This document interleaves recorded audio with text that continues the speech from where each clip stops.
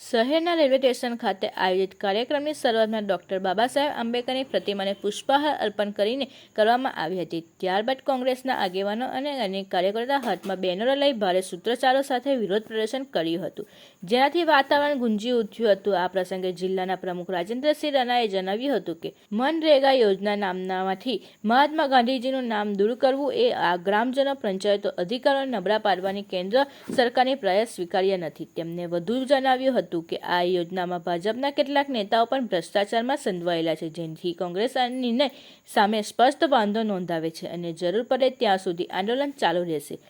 કાર્યક્રમમાં શહેરના પ્રમુખ સલીમ અમદાવાદીવાલા, પાલિકાના વિપક્ષ નેતા શમશાદ અલી સૈયદ, મીડિયાના પ્રવક્તા નાજુ ફરવાલા, યુવા નેતા શેરખાન પઠાણ, મહિલા આગેવાન જ્યોતિ તડવી, ઝુબેર પટેલ, માજી શહેર પ્રમુખ હરીશ પરમાર સહિત મોટી સંખ્યાના કોંગ્રેસના આગેવાનો અને કાર્યકરો હાજર રહ્યા હતા। મનમોહન સિંહજીની કેન્દ્રમાં સરકાર હતી ત્યારે 20 વર્ષ પહેલા કાયદો પસાર થયો હતો મનરેગા।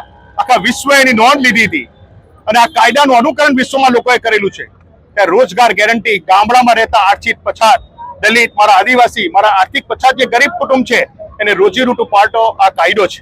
ત્યારે આ કાયદાને નાબૂદ કરવા માટે એનું નામ બદલીકરણ મહાત્મા ગાંધી જે વિશ્વના પૂજનીય છે એમનું નામ બદલી ભારતીય જનતા પાર્ટી મહાત્મા ગાંધી સાથે બી ચેડા કરી રહ્યા છે। ગોડસેના વંશજો છે એવું લાગી રહેલું છે, ત્યારે એનો સખત શબ્દોમાં કોંગ્રેસ વિરોધ કરે છે। મનરેગા યોજનાનું નામ બદલે છે, પણ આમાં જે કરોડો રૂપિયાનો ગ્રામ પંચાયતના સરપંચથી લઈ તાલુકા પંચાયતના ભારતીય જનતા પાર્ટીના આગેવાનોથી લઈ સંસદ સભ્ય સુધીનો ભ્રષ્ટાચાર લોકસભા સુધી જે થયેલો છે એ ફાઇલોને દબાવવા માટે, એને બિલકુલ બંધ કરવા માટે, મારા ભરૂચ જિલ્લામાં વાત કરીશ તો કરોડો રૂપિયા એકાઉન્ટમાં જમા થયેલા છે, એની તપાસ બંધ કરવા માટે આ યોજના બંધ કરવા ભારતીય જનતા પાર્ટી જઈ રહેલી છે।